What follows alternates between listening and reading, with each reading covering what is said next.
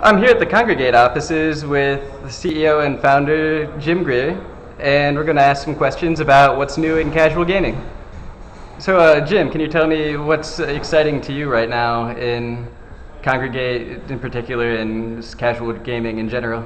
Well, so I'd say in casual gaming in general, there's an increase in the amount and variety of user-generated content in all kinds of games. So, in our case, we're starting to see users, both coming together to create games, but also to enhance games, create levels for games, share their solutions to games, create videos, attributing their favorite games, creating music from games, and all sort of cohering in chat and forums and all over the site. So that's us, but it's also happening outside of Kongregate, on things like Spore and Little Big Planet, and thousands of smaller game communities all across the web.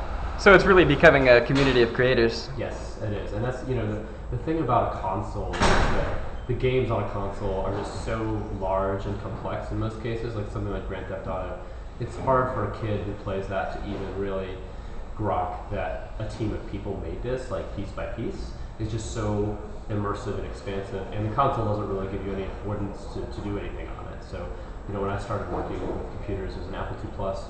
You turn it on, there's a little blinking cursor, and you can type in a basic program, right? So it's just, the difference between what you bought at the store and what you could create yourself was much smaller, and that just made it much more a community of creators. And so I think internet distribution and internet community is bringing us back to that, which I think is a great thing.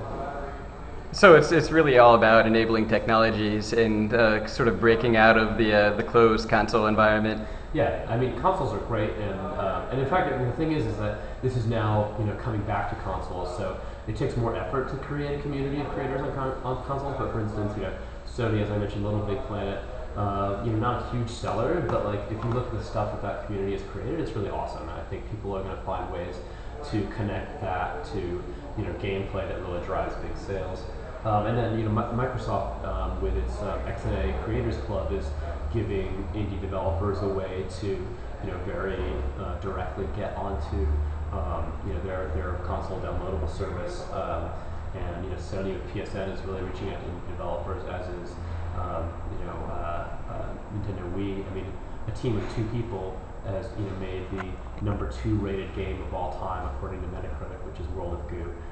Friends of Kongregate in 2D Boy did that, and they took 2.5 years, 2 people, and made a game. I think it's done like 10 million in revenue across Wii and PC now. So it's definitely, there's both great creative energy and quite a bit of commercial potential. Can you tell us what to expect, just as a final question, in the coming year in online multiplayer games? Well, I think the main thing is, right now on Kongregate specifically, we have a great community around games, principally around single-player games, but we sort of make them massively single-player by getting data out of the game and putting that on your profile, having it share with your friends, comparing your scores, and sharing levels and all that kind of thing. But even more powerful is bringing community into a game, so that you can have a virtual world as part of Kongregate. And we're starting to see a few of those. We personally, and I think other people on other platforms, are trying to lower the barrier for indie developers and small teams to create multiplayer worlds without necessarily having to worry about running servers and writing APIs and so forth. So MetaPlace is Rat Coster's startup. It's really a virtual world toolkit. There's also companies like Small Worlds and technologies like SmartBox and Electroserver that are really lowering that barrier. So I think we're going to see a kind of a flowering of niche and indie massive multiplayer games, social communities, and all kinds of virtual worlds. And again, that's an area where it's you can have revenue streams that once the player is really engaged, that you can make money in those things in ways that are hard to do in a single player Flash game.